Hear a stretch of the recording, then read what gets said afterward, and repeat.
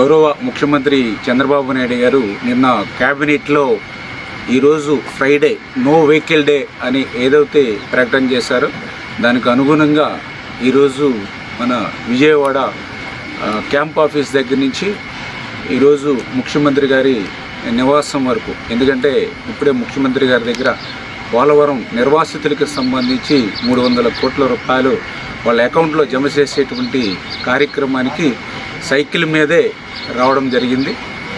ఈ సందర్భంగా ఒకటే చెప్పదలుచుకున్నాం, ఏదైతే మన ప్రియతమ నరేంద్ర మోడీ గారు ప్రధాని గారు ఒక పిలుపిచ్చారు, డీజిల్ పెట్రోల్ వాడకాన్ని తగ్గించుకోవాలి, విద్యుత్ వాడకాన్ని తగ్గించుకోవాలి, పొదుపు చేయాలి అని ఏదైతే యుద్ధం వల్ల వస్తున్నటువంటి పరిస్థితులు కానీ రూపాయి మార్క ద్రవ్యం తగ్గుతున్నటువంటి పరిస్థితులు కానీ దృష్టిలో పెట్టుకుని ఏదైతే నరేంద్ర మోడీ గారు పిలిపించారో మరి ఆ పిలుపుని కొంతమంది వైసీపీ నాయకులు ఉన్న అవహేళన చేస్తూ మాట్లాడుతూ ఉంటే చాలా బాధ అనిపిస్తూ ఉంది.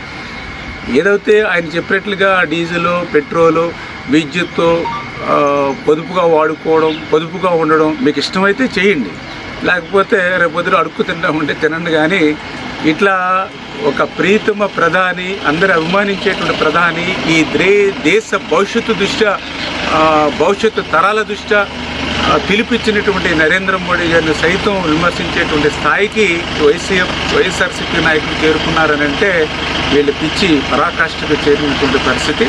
మరి ఈరోజు క్యాంప్ ఆఫీస్ దగ్గర నుంచి ముఖ్యమంత్రి గారి నివాసం ఏదైతే ఈ యొక్క పోలవరం నిర్వాసితుల ఆ మీటింగ్ సందర్భంగా ఈ 10-12 కిలోమీటర్లు ఏదైతే సైకిల్ మీద వచ్చామో నిజంగా చాలా సంతోషంగా ఉంది. కొంత ఫ్యూయల్ని ఆదా చేస్తున్నాం అనేటువంటిది, అదేవిధంగా శారీరకంగా కూడా ఆరోగ్యంగా కూడా మంచిది.